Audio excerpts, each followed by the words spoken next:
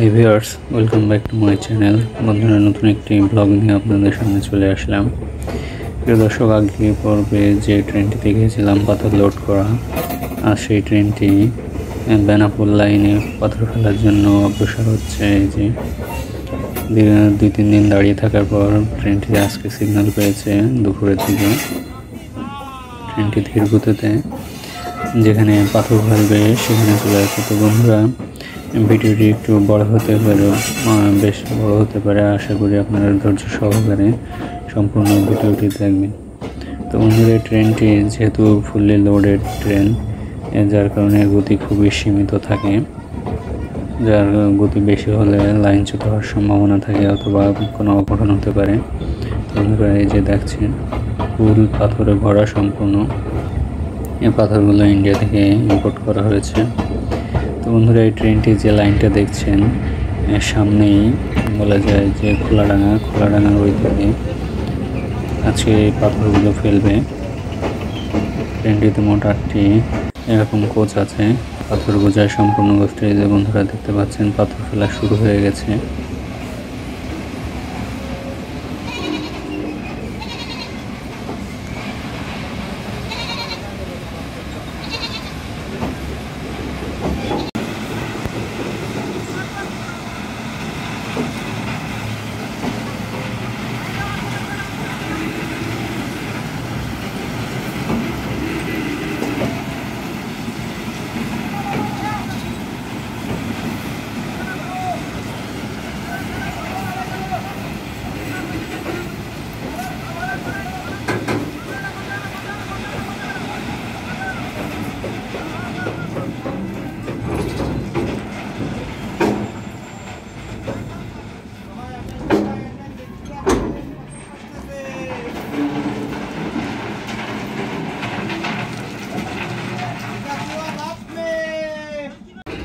আর ফেলার পর ট্রেনটি আবার অফ হয়ে গেছে। যে ট্রেনটি আবার রিভার্স আসছে। বন্ধুরা, ট্রেনটি সামনে পিছনে রিভার্স যখনই করে পাথর ফেলতে থাকে, যেখানে প্রয়োজন সেখানে।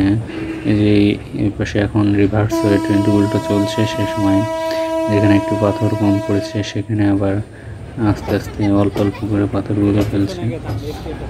এতে এই চাকাগুলো, লিভারগুলো ঘুরে খুবই অল্প পরিমাণেও ফেলা যায়, আবার বেশি পরিমাণেও পাথরগুলো ফেলা যায়। তবে ট্রেনটি পাথর ফেলার সময় খুবই ধীর গতিতে চলে। যে দেখতে পাচ্ছেন এইসব জায়গাগুলোই আগেই পাথর ফেলা হয়েছিলাম, তবে একটু কম করে যাওয়ার কারণে পুনরায় ফেলা হচ্ছে। আর সামনে ওই যে ছেলেটি ওই হাত দিয়ে ডিরেকশন তাদের সিগন্যাল যাচ্ছে যে কোথায় কোন পরিমাণে পাথর ফেলতে হবে।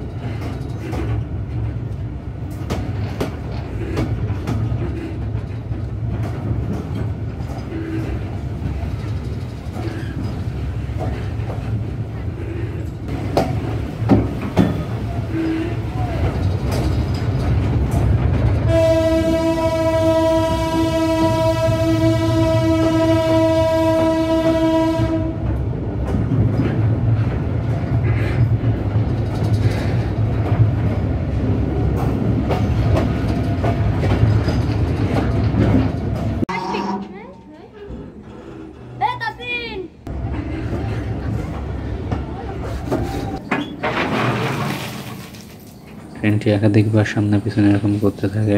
এই যে এখন পজিশনে চলে আসছে। এখান থেকে একেবারে একটানা একেবারে বলা যায় গাজীর বাজার পর্যন্ত, যে গাজীর বাজার রেল ক্রসিং সে পর্যন্ত বন্ধুরা একটানা ফেলে যাবে। এই যে বন্ধুরা দেখেন, এবার ওই কালো গেঞ্জি পরা ছেলেটা সিগন্যাল দিলেই খেলা শুরু হবে।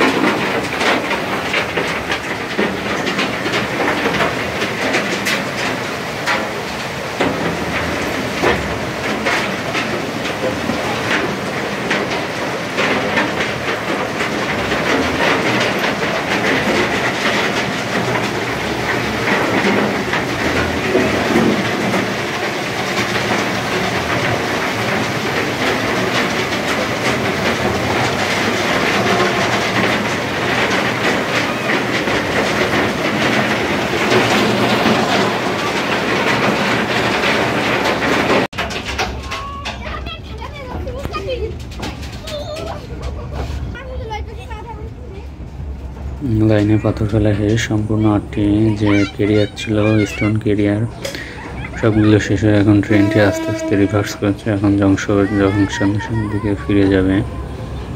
দেখেন গাড়ির রেল ক্রসিং এখন পার হচ্ছে। তো বন্ধুরা, এই প্রত্যেকটি ওয়াগানে 4 জন করে লাগে পাথর ফেলতে, এবং একটা ওয়াগানে 2টি কম্পার্টমেন্ট থাকে, এবং দুই দিকে দুটি করে 4টি পাথর ফেলার যে খাপ থাকে ওইগুলো থাকে। তো বন্ধুরা, এগুলো যখন নতুন রেল লাইন বসানো হয় অথবা পুরনো রেল লাইনে পাথর ফেলার প্রয়োজন হয়, এই রেল লাইনগুলো, এই ওয়াগানগুলোই মূলত ফেলা হয়। বেনাপোল এই রেল লাইনে মূলত লোহা স্লিপার ছিল, সেগুলো পরিবর্তন করে বেশ কয়েক বছর আগেই সিমেন্টের স্লিপার ব্লক ব্যবহার করা হয়। এই সিমেন্টের ব্লকগুলো ব্যবহার করার ফলে রেল লাইনে অতিরিক্ত পাথরের প্রয়োজন হয়। সেই সময় বহুদিন অপেক্ষার পরে এই ট্রেন পাথর ইম্পোর্ট করার পর ইন্ডিয়া থেকে, তারপরে এগুলো আজ ফেলা হচ্ছে। এরপরে শ্রমিকরা হাত দিয়ে এগুলো আবার লাইনের সাথে অ্যাডজাস্টিং ভিতরে বাইরে করে দেবে। বন্ধুরা দেখছেন সম্পূর্ণ ওয়াগানগুলো খালি হয়ে গেছে। এখন যশোর জংশনগুলোর দিকে চলে যাচ্ছে সম্পূর্ণ রিভার্স, ট্রেনটি উল্টো করে। বন্ধুরা, এই ট্রেনের দুই পাশে 2 জন থাকে যারা সিগন্যালের পাথরগুলো শ্রমিকরা ফেলে, এবং লোকো মাস্টারকে সিগন্যাল দেওয়ার জন্য আরেকজন থাকে যে কতটুকু জোরে অথবা রিভার্স না সামনে না পিছনে চলতে হবে, সেভাবে ডিরেকশন দেওয়া থাকে। বন্ধুরা দেখছেন পাথর ফেলা শেষে ট্রেনটি এখন যশোর জংশনে পুনরায় ফিরে আসছে সম্পূর্ণ উল্টো হয়ে। তো বন্ধুরা, ভিডিওটি ভালো লাগলে অবশ্যই চ্যানেলটিকে সাবস্ক্রাইব করে পাশে থাকবেন। ভিডিওটা একটু বড় হওয়ার জন্য আন্তরিকভাবে দুঃখিত, তবে আশা করব বন্ধুরা ভিডিওটি সম্পূর্ণই দেখবেন। এই স্টোন ক্যারিয়ারটি এটাই ছিল এই লাইনের শেষ, কিন্তু লাইনে এখনও অনেক বাকি রয়েছে পাথর ফেলার জন্য।